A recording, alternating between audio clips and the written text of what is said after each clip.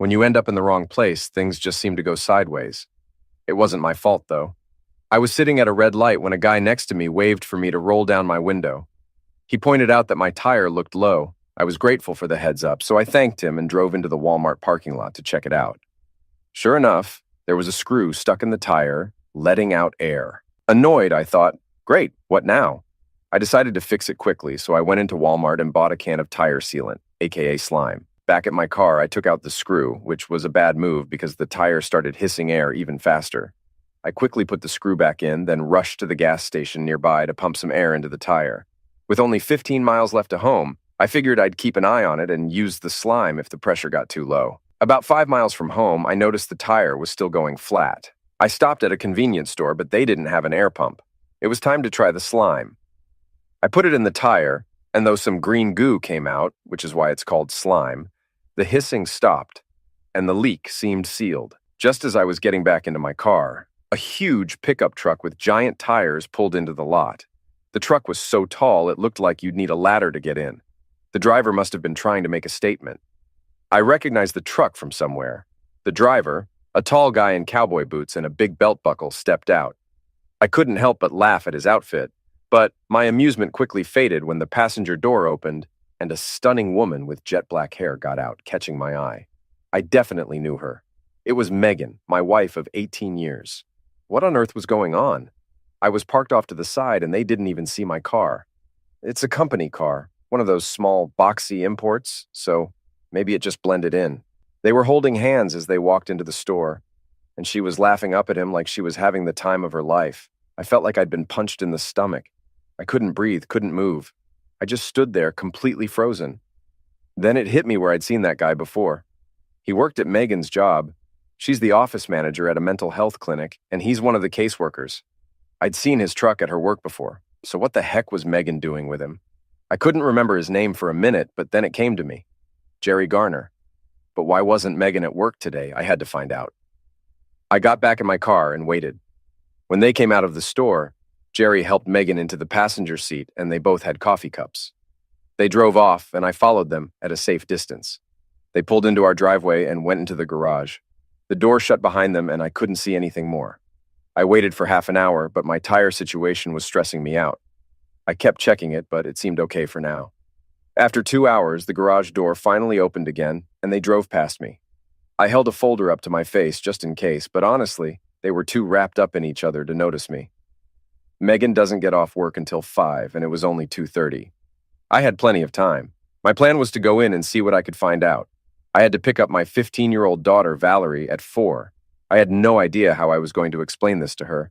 I couldn't even imagine what I'd find when I got inside, but I hoped I'd get some answers. When I walked in, everything was so quiet.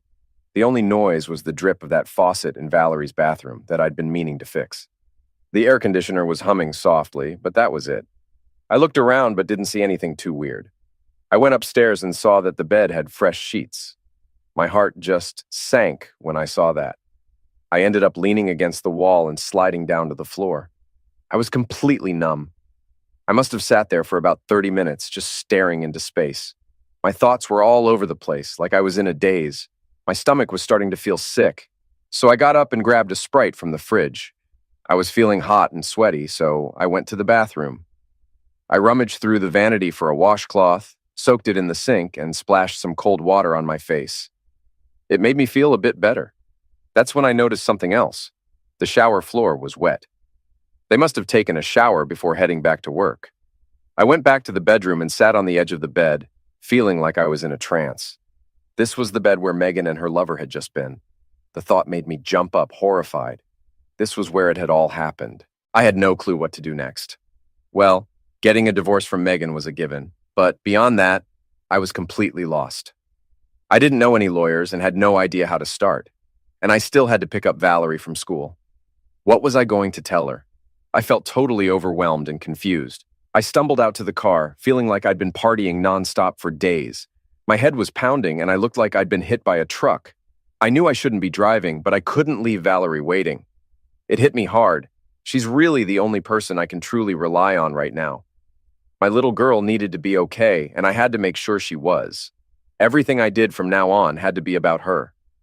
When I pulled up in the line of cars, I saw her waiting at the school doors. She walked toward the car with that familiar grace that made my heart ache. Valerie looked so much like her mother, with dark hair and Mediterranean skin. Her eyes were incredible, dark brown with hints of gold and green. The doctor called them hazel, but they were unique to me. She was tall like me with long honey brown legs and a kind of beauty that always took my breath away. She threw her backpack into the back seat and climbed in. When she slid over to kiss me, she stopped and froze, sensing something was off. "Dad, what's wrong?" she asked, her voice rising with concern. "Are you sick? Did something happen?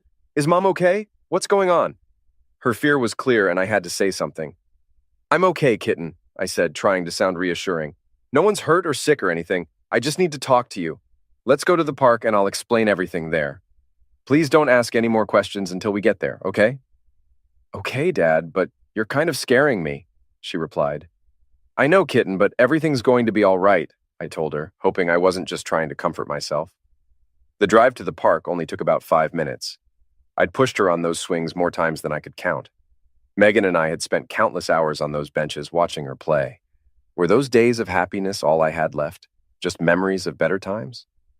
We walked over to one of the benches, and Valerie grabbed my hand, swinging our arms back and forth like she used to when she was a little kid learning to walk. We sat down, and I struggled to find the right words to start. "Just tell me, Dad," she said. "I can handle it." "Well, I'm not sure I can," I admitted. The whole story came pouring out. I told her everything. What I'd seen, what I was feeling. The tears just kept coming, streaming down my face like a river. Valerie held my hand the whole time, and when I finally ran out of words, she snuggled up next to me. "It doesn't sound good, Dad," she said. "We need to go home and talk to Mom. We need to hear her side of things. I know it looks bad, but we don't have the full story yet. We need to ask her." I kissed the top of her head, feeling so proud of her bravery.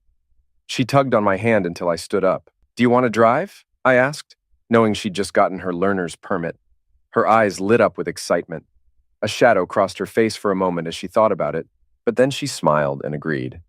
She drove us home carefully, and when we pulled into the driveway, Megan's car was in the garage. This was it. Megan greeted us at the door with hugs and kisses. You'd never guess she was involved in anything shady. Either she was putting on a great act, or I had completely misunderstood what I'd seen. "Do you two want takeout tonight?" Megan asked. "My treat." "I think we need to talk to you for a minute, Mom," Valerie said. "Okay. Is everything all right, baby?" Megan asked, looking concerned. "I don't know," Valerie replied. "Let's find out." We walked inside, and I flopped down on the couch next to Valerie. That left Megan stuck in that awful chair she'd insisted on getting. "What's up?" she asked, acting like nothing was wrong. "How was your day?" I asked, trying to keep it casual. She gave me a curious look. Same old," she said. "One of the drug reps brought lunch from the onion bin. It was pretty busy and I barely had a minute. Why are you asking?" "So, you were at the office all day?" Valerie jumped in. "Yep," she replied. "Why all the questions? What's going on?" "So, you weren't at home with Jerry Garner this afternoon?" I pressed. Her face went white. "Of course not," she said. "Are you accusing me of something, Fred?" "I saw you," I said. "What? You didn't see anything?" She started stammering. "What are you trying to pull? He's lying, Valerie. I was at the office all day. Ask Angel if you don't believe me." "No, I don't think he's lying, Mom," Valerie said firmly. "I think you're the one lying. I'm not going to ask Angel. She'd cover for you. I think I'll call David Jones. He's your boss, right? I doubt he'd lie for you. What's his number?" "He's gone for the night," Megan said quickly. "I'll have him call you tomorrow. What are you two doing? Trying to set me up? Do you think you can just come in here and catch me in a lie? What are you accusing me of?" "I think you're the one who messed up," I told her. "You lied, Megan. We all know you did. Why'd you do that?" I could see her brain working overtime. "All right, fine. I was here," she admitted. "This is exactly why I didn't want to tell you. I knew you'd grill me and accuse me of something. No one's accusing you of anything yet," Valerie said. "But now I am. You tried to make Dad look like he was lying just to cover up your own lie. What's going on, Mom? Are you seeing that guy, Jerry?" "You don't even know him," Megan said. "Why call him a jerk?" "I've met him a couple of times," Valerie replied. "The way he looks at me makes me uncomfortable. But that's not the point. Are you having an affair with him?" Megan looked between us like a cornered animal. "I didn't want it to come out like this," she finally said. "I wasn't ready." Ready for what? Valerie asked. I've fallen in love with Jerry, Megan confessed. She glanced at me. I'm sorry, Fred. It just happened. We work closely together and I don't know. He feels like he completes me. We connected and it's real. We're in love. I was going to tell you when the time was right. Once we both get divorced, we plan to get married. I'm really sorry it came out this way. Valerie, everything will be okay. You can still see your dad whenever you want. Jerry has a great place by the lake and a daughter too. He likes you and we're going to be happy together. Are you out of your mind? Valerie practically shouted. I'm not living with that jerk. He'd probably try to come into my room at night or something. No way am I staying here with him. I'm going to be with Dad and I'm not going to be around you anymore. How could you do this? She spun around and stormed up to her room, slamming the door behind her. I heard the lock click into place. Megan looked at me like it was no big deal. She'll get over it, she said. Jerry is actually a really great guy. I think you'd like him if you got to know him. I'm sorry, but I need to be happy, and Jerry makes me happy. That's what matters. I just stared at her, confused. Who was this person? It was like she'd turned into a stranger. I wasn't going to argue with someone who seemed so out of touch with reality. Whatever, Megan, I said. When are you moving out? Moving out, she said, sounding confused. I'm not moving out. I don't have anywhere to go. Jerry is married, so we can't just do anything until we talk to his wife. We need to sort out divorces and see how the settlements go first. No, you're moving out, I told her firmly. I'm giving you 3 days. Her mouth fell open in shock. What are you talking about? You can't kick me out of my own house. If anything, you should be the one to move. You're forgetting something, I said. This is my house. I owned it before I even met you. It was paid for and fully mine before we got married. This place isn't a marital asset. My name is on the deed, not yours. So you're the one who's moving out. Where am I supposed to go? She asked. Are you just going to throw me out on the street? I don't really care where you go, I said. Maybe you can find a room at some cheap motel or a place that rents by the hour. You know, one of those spots where people like you end up. Her eyes started welling up with tears. That really hurts, Fred, she said. There's no need to be mean. I didn't plan on falling for Jerry. It just happened. We just clicked. And I knew I wanted to be with him. I wasn't trying to hurt you. Ah, so you hurt me by accident, I replied. Kind of like running with a stick and poking your eye out. Mom always warned me about that. Now I get how it happens. Well, if it's an accident, then I guess that makes it okay. There's no need to be so sarcastic, she said. Why can't you just accept that we're in love, Fred? Well, I don't know, Megan, I said. Maybe it's because this morning you told me you loved me. Now you're saying you love him. I'm a bit confused here. I do love you, Fred, she said. I'll always love you. I'm just in love with Jerry. Oh, well, that clears it up, I said. You've been telling me every day for the last 18 years that you were in love with me. I thought that was why we got married. We were in love. Guess I was just fooling myself. Oh, no, we were in love, she said, reaching out to hold my hand. I pulled away. You have 3 days, Megan, I said. If you're not out by then, I'll have the sheriff come and get you and your stuff thrown out onto the driveway. Please, Fred, she said, sounding scared now. It doesn't have to end like this. We can still be friends. Jerry wants to be friends with you, too. We've got Valerie to think about. I've told you I still care about you and don't want to lose you as a friend. We've been together for too long to just throw it all away. I just stared at her for a moment, feeling my sadness and sense of loss get replaced by a surge of pure, white-hot anger. You must be out of your mind, Megan, I said. Friends? With you? With that jerk? I don't think so. You need to tell him that if he ever sees me, it better be for a split second before he runs as fast as he can. And as for you, you're the enemy now. I'm going to get this house sorted out. You've got 3 days to pack up and get out, then I don't want to see you ever again. I'm calling a lawyer in the morning and we'll get this divorce moving as fast as possible. I turned and walked to the bedroom, leaving her behind, making all sorts of noises. To me, they were just meaningless sounds. She followed me around, still talking about being friends, while I moved her stuff into the spare bedroom. She had so many clothes in the closet that I couldn't carry them all at once. I just draped them over my arm and carried them to the spare bedroom, hanging them up in the closet. She trailed behind me, jabbering away. But when she went to hang up the clothes, I took that chance to leave and lock the bedroom door. I heard her trying the knob and then walking away. A few minutes later, Valerie texted me. You okay, Dad? Yeah, kitten, you? No, but I will be, she replied. Okay, love you, I texted back. Let me know if you need anything. Can you take me to school in the morning? She asked. I don't want to be in the car with her. Sure, I replied.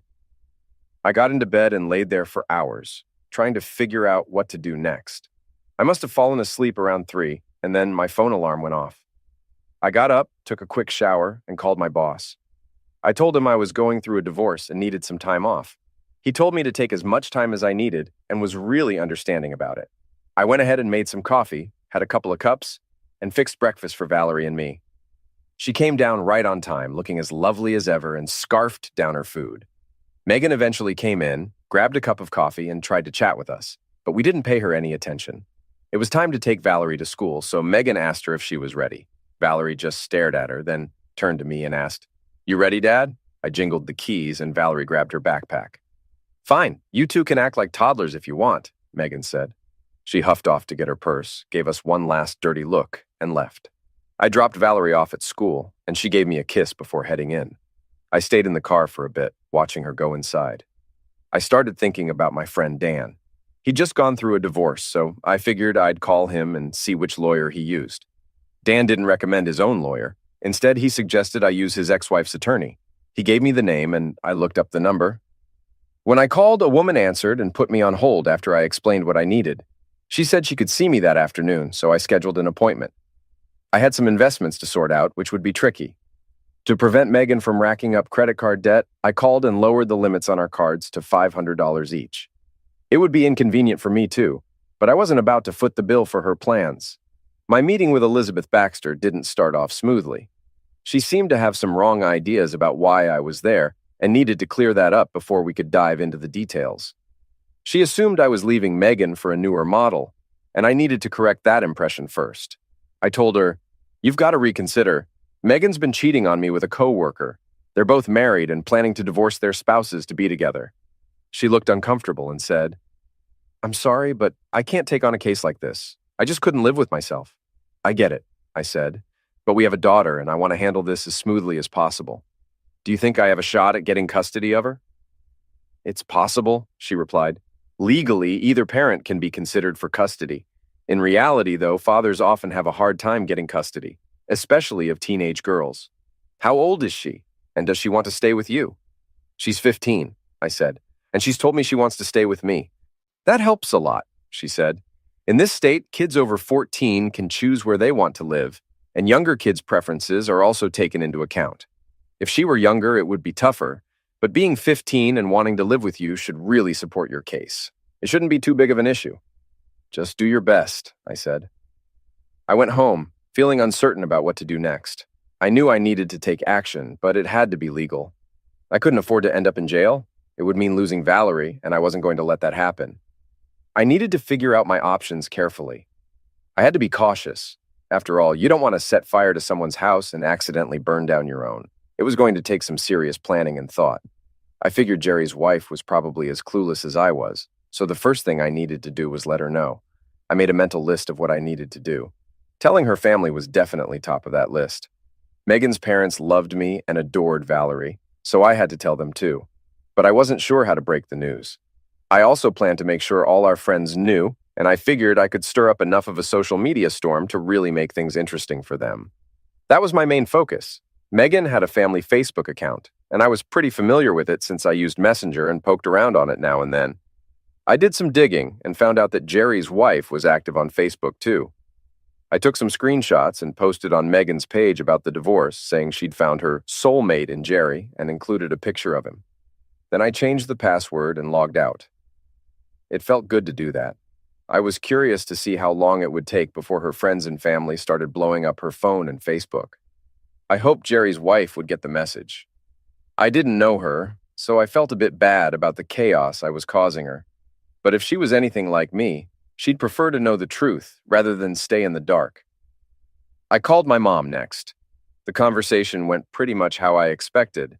She was initially in shock, but she said she'd tell my dad and that they'd be there for me no matter what I needed. I figured I'd let Megan handle telling her parents herself. We were close, and I didn't want to be the bad guy. I had no idea how I'd even explain things to them. Your daughter's been cheating didn't seem like the best way to start. They might even blame me for it. Things blew up pretty quickly. Around 2 p.m., Megan's name popped up on my phone. I answered, and she was furious. "You a-hole!" She started off strong, which felt oddly satisfying. "You couldn't just let it be, could you? I know you locked me out of Facebook. You need to take that down. Jerry's wife doesn't know yet. My friends are blowing up my phone asking what's going on. My parents know now. Fred, you better take that down." "Nope, not happening," I told her. "What? Are you 5 years old? Take it down, Fred. I'm serious." "Why should I?" I asked. "You should be glad. Everyone's getting the full scoop on you and your new soulmate. Are you embarrassed that people know you're cheating, Megan?" "I'm not." She hesitated, probably realizing how ridiculous she sounded. "Fred, please take it down. It wasn't supposed to be like this." "You lost the right to control how this goes the moment you cheated," I told her. "You've lost any claim to my respect or even courtesy. As far as I'm concerned, you're the enemy now. Deal with it." I hung up and immediately got another buzz from her, but I ignored it. It was time to pick up Valerie. When I picked her up, I filled her in on what Elizabeth Baxter had said. She was relieved that she'd likely be staying with me, but still upset overall.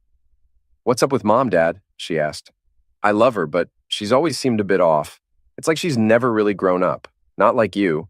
Sometimes it feels like I have two kids, her and me. Have you noticed that too?" "Not exactly," I said. "Now that you mention it, she's always been kind of impulsive, but I never thought she'd go this far." "Well, we'll just have to deal with it," she said. "Dad, I do not want to be in the same house as that creep without you there. Do whatever you need to do to make sure that doesn't happen, okay?" "I'll do my best," I promised. We grabbed some pizza on the way home, and I was digging into my second slice when my phone buzzed. It was Bob, Megan's dad. I wasn't looking forward to this call. I told Valerie who it was, and she told me to put it on speaker. Bob didn't waste any time. "Fred, I'm not exactly sure what's going on, but Megan showed up here last night asking if she could stay with us. Care to explain?" "Did you ask her?" I said. "She said you kicked her out." "Well, I did, but did she tell you why?" "No, she said she'd explain later, but she wasn't ready." "Are you sure you don't want to wait for her explanation?" I asked. "Can't you just tell me?" he asked. "She's been having an affair with Jerry Garner, a guy she works with. He's planning to divorce his wife. She was planning to divorce me, and they're hooking up," I said. "What? That's insane, Fred. How do you know this?" "I caught them together yesterday," I said. "Plus, she told me herself." "Are you sure you didn't get it wrong?" he asked. Valerie spoke up. "Hi, Grandpa. I've been listening. Dad has you on speaker, so there's no misunderstanding. I was there when Mom told him. I'm really sorry, Grandpa. I love you." She started crying, and he could hear it. When he spoke again, his voice was shaky. "Don't cry, sweetheart. Please stay strong, okay? I love you too, and so does Grandma. I'll try to talk some sense into your mom. Fred, are you still there?" "Yes, I'm here, Bob. I'm sorry about all this. Don't worry about Valerie. You're her grandparents, and that won't change. I know you care about Megan, and you'll do what you need to do. I really respect you both. I hope you won't hate me when this is over." "Never," he said. "I'll find out what's going on. Call me if you need anything." It went better than I expected.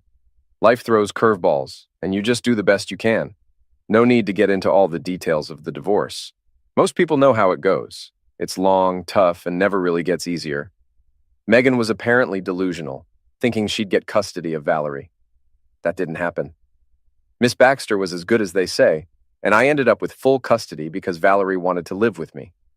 The judge decided Megan could visit but not have Valerie alone with her and Jerry Garner. That wasn't a problem anyway. Jerry's wife divorced him, and it turned out that whole soulmate thing was more hype than reality. Just 2 weeks after I found out about their affair, he was already onto someone new. All those big plans just faded away. The divorce took 7 months to finalize. Megan surprised me at our second court appearance when she asked the judge for counseling. Neither Miss Baxter nor I could really change the judge's mind, so we were ordered to have 8 to 10 counseling sessions. We ended up with this really out-there old hippie for our counseling. The first session started with us explaining what we hoped to get out of it. Megan had this long, complicated explanation. It was like she thought the universe should revolve around making her happy and that she had only been trying to spread joy, not harm. My goal was way simpler. "What are your goals for these sessions, Mr. Berryman?" the counselor asked. "I just want to get through them," I said. Our so-called spirit guide looked puzzled. "Mr. Berryman, don't you have any interest in working on the issues that led to your marriage ending?" Sorry, Mr. Rodman, but it wasn't my issues that caused this. And honestly, I'm not interested in working on them. I'm fine with my issues and plan to keep them until I die. Megan looked shocked and jumped in. Fred, how do you expect to fix things if you won't even talk about it? I don't, I replied. Let me be clear. I don't care about fixing things or working on issues. I'm here because the court told me to be. I'll do whatever is needed to meet the court's requirements, then we'll go back to court and get the divorce. That's my plan. Do you realize that if I report to the judge that you're not cooperating, you could be found in contempt? Mr. Guru asked. I didn't know that, I said. But if you go to the judge and lie, I'm sure my lawyer would love to get the recordings of these sessions to prove it. I'm here and doing what's required. I told you my goals and I'm cooperating. He turned red. I'm sure the judge expected you to try to work things out, he said. I'm not responsible for what the judge expects, I told him. I'm only responsible for what I expect. He tried to make things tough. He gave me assignments that involved spending a lot of time with Megan, and she really pushed hard to get me to change my mind. Fred, what will it take for you to call off the divorce and work things out? She asked. I told her, an act of God. She looked at me, expecting an explanation, but I didn't say anything more. After a while, she asked, What do you mean, an act of God? I answered, Well, if you figured out a way to turn back time and undo everything with Jerry, that would work. Otherwise, I don't know anyone other than God who can do that. Have you discovered any new powers, Megan? Besides the power to attract other guys, I mean. We went through the same boring exercises and repetitive tasks until the sessions finally ended. Back in court, the judge asked if we had made any progress. Elizabeth Baxter said, Your Honor, there's no chance my client is going to stay married to his wife. We want to get this divorce finalized as quickly as possible. My client and his daughter have been put through enough. It seemed like the judge agreed because 10 days later, the divorce decree arrived in the mail. Valerie spent quite a bit of time with her mother since she loved her grandparents and was always over there. Megan would occasionally plan things that Valerie was willing to join in on, but it was never the same. Valerie mostly hung out with her friends, especially one girl named Sue. Sue was this tiny, cute blonde who practically lived with us. She was as adorable as a kitten and as sweet as can be. I was glad to have her around, and soon they started including me in some of their hangouts. One of their favorite things to do was water skiing.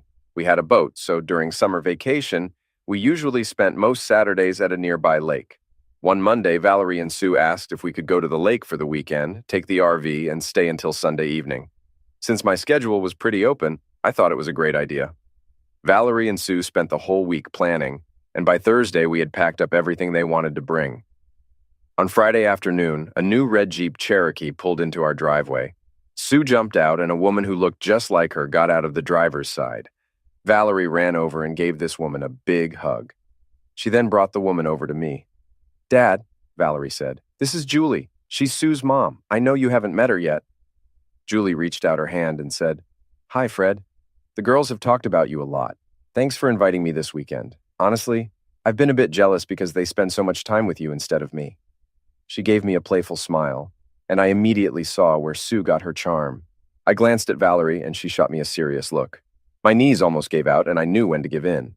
The situation only got more intense when I looked at Sue, who gave me a raised eyebrow. It's going to be a blast, I said to Julie, trying to regain my composure. We always have a great time. Julie wasn't fooled. She looked from me to the girls and back again. Oh my God, she said. You didn't know, did you? Girls.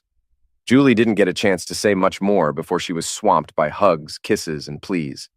Sue said, Please, Mom, don't worry. We're going to have a blast. And Valerie added, It's okay, Julie. Dad's a great guy, and he'll like you just as much as I do. Look how easily he went along with it. Julie finally managed to break free and gave them a look. You two go sit on the porch. I need to talk to Fred for a minute, she said. They hesitated a bit, but when she said, Now, they scurried off. Julie turned back to me, looking apologetic.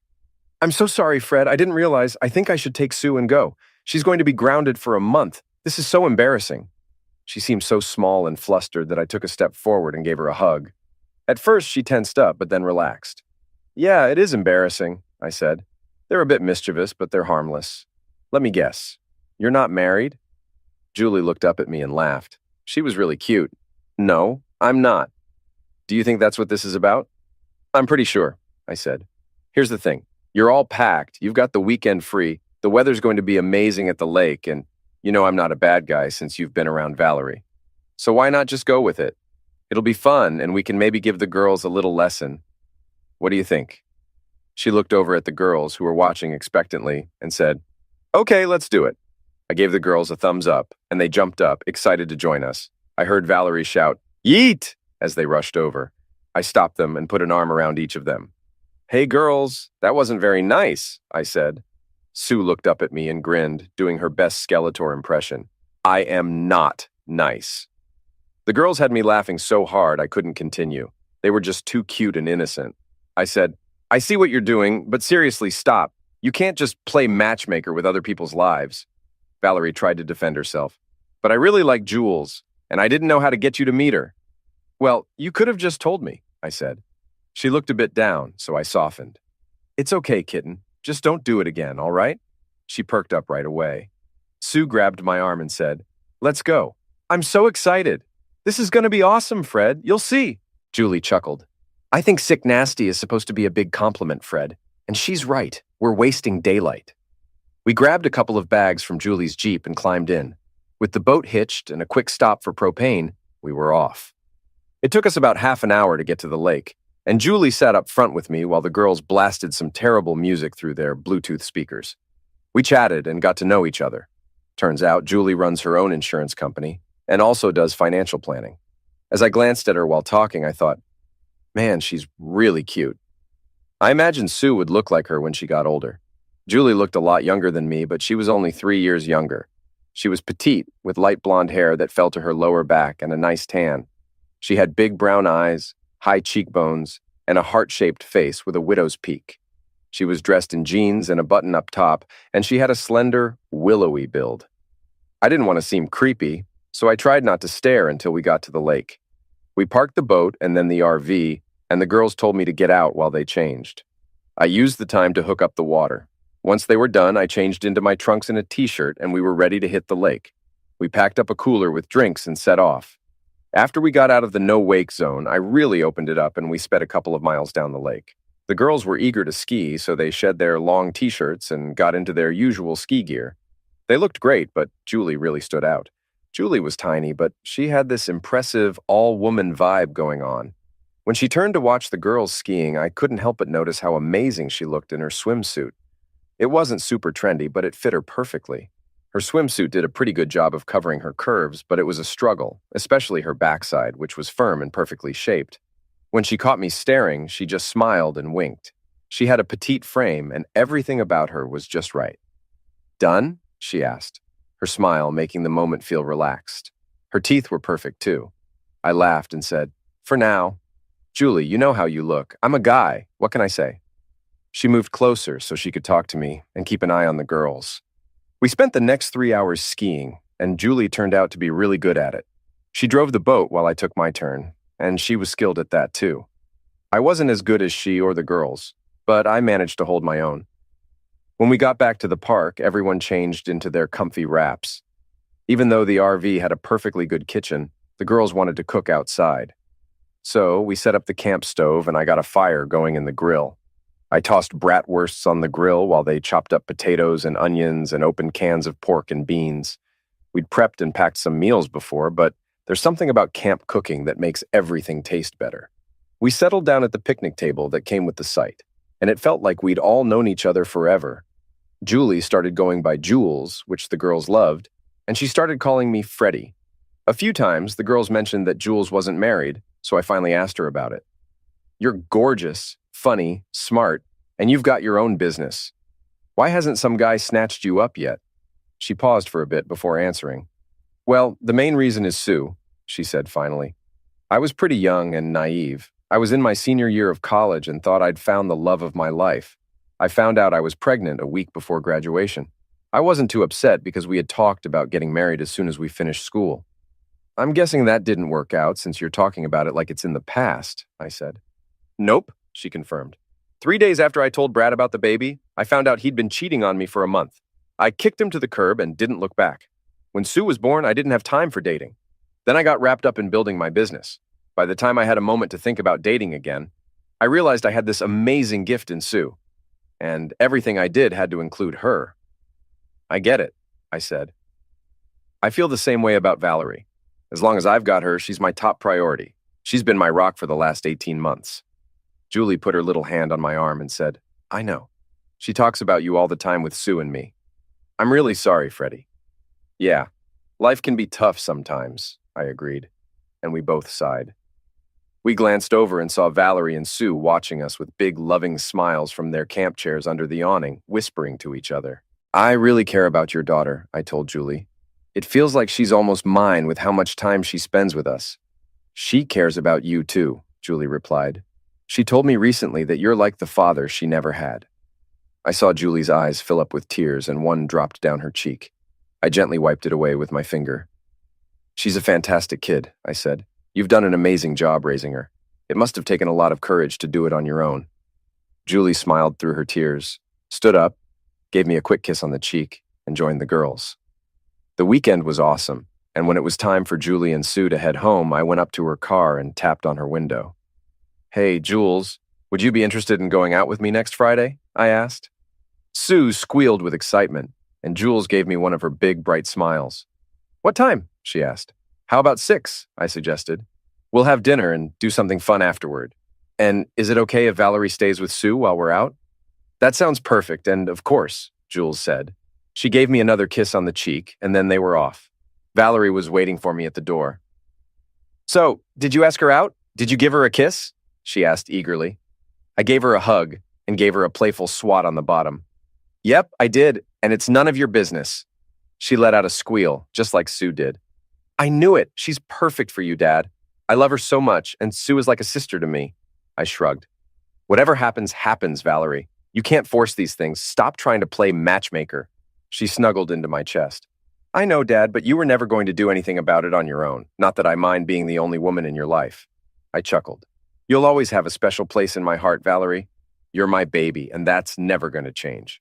She purred and stayed close for a moment before heading off to do her own thing. Our first date went really well. I took her to play racquetball. She was new to it, but she'd played tennis before, so the basic moves were familiar. Once she got the hang of the rules and hitting off the walls, she was pretty awesome. Being a natural athlete definitely helped. She was super quick and could change directions faster than I could, which is a big advantage when you're petite. After we were done, we relaxed at a table outside the courts, drinking and catching our breath. She pulled out her phone. Let's send a snap to the kids, she suggested. We posed with our rackets and goggles, and she took a snap. They replied quickly, and we had a fun memory from the night. After that, we both showered, and I took her out for dinner. We went to a great Italian place and ended up eating way too much. It was a blast. We were wrapping up our wine, just relaxing in the booth. Jules was sitting right next to me, and it felt really natural to put my arm around her. She snuggled up close and gave me that sweet smile of hers. I couldn't help but think how adorable she was, and it hit me that she'd always be cute, no matter how much time passes. When we got to her place, she leaned over, giving me that look that said she wanted a kiss. I gave her one, and it was even better than I'd hoped.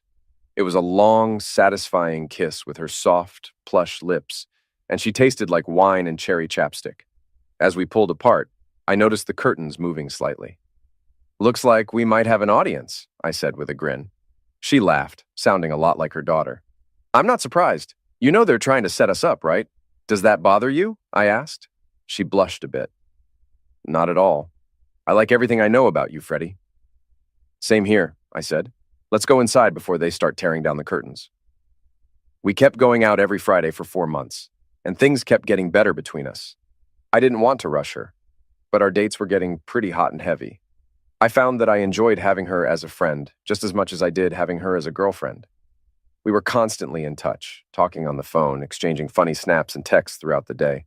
Whenever something caught my eye or made me laugh, I'd share it with her, knowing she'd appreciate it. We were growing really close, and it felt great knowing everything about each other's lives. We started having dinners together every Tuesday, me, Jules, and the girls. We'd hang out, play games, and I found myself really liking Sue, almost as much as I liked her mom. They were so similar that if you knew one, you'd know the other pretty well too. Sure, there were differences, but they both had this charm that made the similarities stand out even more. Things were pretty great, but there was one annoying thing. Megan.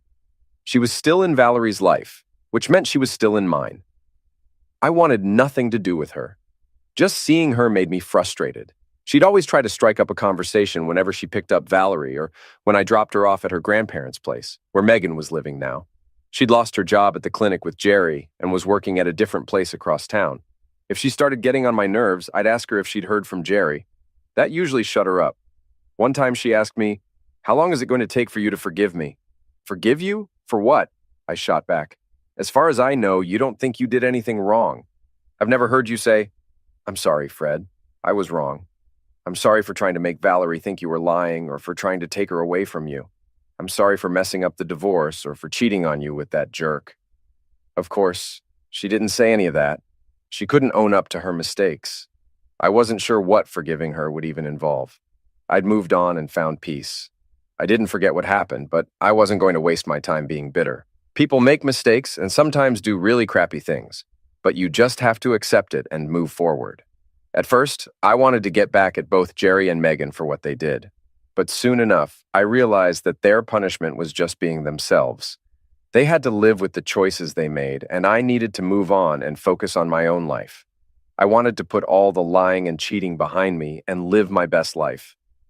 Megan was clearly miserable, and while I didn't wish her any real harm, I definitely wasn't going to be the one to dish it out. I figured if there was any cosmic justice, let it handle Jerry and Megan. I was done with all that drama. It didn't help that Megan seemed even more upset when she found out I was seeing Jules. One evening after I dropped Valerie off at her grandparents' place for the night, Megan came out to the car to stop me. "I hear you're dating one of Valerie's friends' moms," she said. I just stared at her. "Is that true?" she pushed. "That's my business," I replied. "Actually, it's not," she snapped back. "I'm your ex-wife. I have a right to know." "You have no rights where I'm concerned," I told her. "You chose someone else and we're divorced now. My life is mine and yours is yours. Stay out of my business, Megan." I was furious when I drove away. It seemed like she just couldn't let it go. I filled Valerie in on what happened, and she was just as mad as I was. After that, I made sure that Megan never picked Valerie up from our place again. Instead, Bob or Cindy, Valerie's grandparents, came over to get her. It was a relief and took away a big source of stress from my life. On the 7-month anniversary of our trip to the lake, I took Jules out for a special night. We went to a nice restaurant and then hit up a club. Jules doesn't usually drink much, maybe just a beer now and then, but that night she had 2 drinks. I gave her a look when she ordered the second one. She laughed and said, "Guess I'm being a little wild tonight, huh?" "You're perfect, just like you always are," I replied. "Do you really think so, Freddie?" she asked, tilting her head in that adorable way she does. "Because I think you're pretty perfect, too. If I'm so perfect, why haven't you asked me to spend the night?" I must have looked pretty surprised because she burst out laughing. "You haven't even thought about it?" I pulled myself together. "Oh yeah, Jules. I've thought about it a lot, especially since that first day on the boat when you were in that swimsuit. When we started dating, I realized how special you are, and I didn't want to push you or make you uncomfortable." "You won't scare me off," she said, smiling. "I told the girls not to wait up." "Seriously? So what are we doing here?" I asked. "Let's get out of here, Jules. Do you want to spend the night with me?" She blushed, took my hand, and let me help her up. "More than anything right now," she said. As we left, she practically melted into me. With her head resting on my shoulder and holding my arm, we walked home. I let her out when we pulled into the garage, and she stayed close to me all the way to the bedroom. I turned Jules around at the foot of the bed and gave her a kiss. It was one of the best kisses I'd ever experienced, and it felt like it went on forever. When we finally pulled apart to catch our breath, she looked up at me with those warm, brown eyes of hers. She wrapped her arms around my neck and said, "Make love to me, Fred. I'm a little scared." "Don't be," I reassured her. "I love you, Jules. You know that, right?" "I thought you did," she said softly. "But I needed to hear it. I love you too, Fred." I carried her around beside the bed with her arms around my neck and placed her gently on the bed. I moved over her, careful to keep my weight from crushing her. "How many have you had?" I whispered in her ear. "3, she murmured. "Never anything like that." "God, Freddie, I feel stuffed," she groaned. "Damn, you've got a huge Johnson." We fell asleep wrapped around each other, and we ended up making love twice during the night, once when I started it and once when she did. The next morning, I woke up on my back with Jules half on top of me, her hair spread out and her cheek resting against my shoulder. I just lay there, watching her sleep and gently playing with her hair until she stirred and opened her eyes. She snuggled in closer and let out a contented sigh. I belong here, Freddie, she murmured. I know, I replied. Would you want to wake up like this every day? She blinked at me. You mean, live together? Yeah, but I'm actually asking if you'll marry me, Julie Barnes. She lifted her little left hand and wiggled her fingers. Uh-oh, she said with a grin. Something seems to be missing. Hold that thought, I said as I started to get out of bed. I'll hold the thought, she giggled. But I can't hold anything else. I really need to pee. I laughed and gave her a playful swat, making her squeal. Go ahead and then come back here. She darted off, a little naked bundle of energy, and I headed down to my office, stopping to use the bathroom myself. I grabbed what I needed from my safe, and when I returned, Jules was curled up under the covers, looking cozy and warm. I got back into bed and took her left hand again. Looking into her eyes, all I saw was love. Julie, will you marry me? I asked, sliding the ring onto her finger. It was a bit big and would need resizing, but it fit for now. She examined the ring and said, It's beautiful. It looks like it's from another time. Where did you get it? When did you get it? Remember I told you about going to an auction? I said. That was about a month ago. Yeah, I remember. They were auctioning off an estate, right? Exactly. What I didn't tell you was that I saw this ring in the catalog and went with the plan to buy it and propose. It's from England, made around 1810 for the Duchess of Avon. It has a lot of history. Do you like it? I love it, she said, looking thrilled. It's the most beautiful ring I've ever seen. So, are you going to answer my question? I asked, smiling. What? Oh my God, Fred. Yes, I'll marry you. I laughed and pulled her close, giving her a big hug.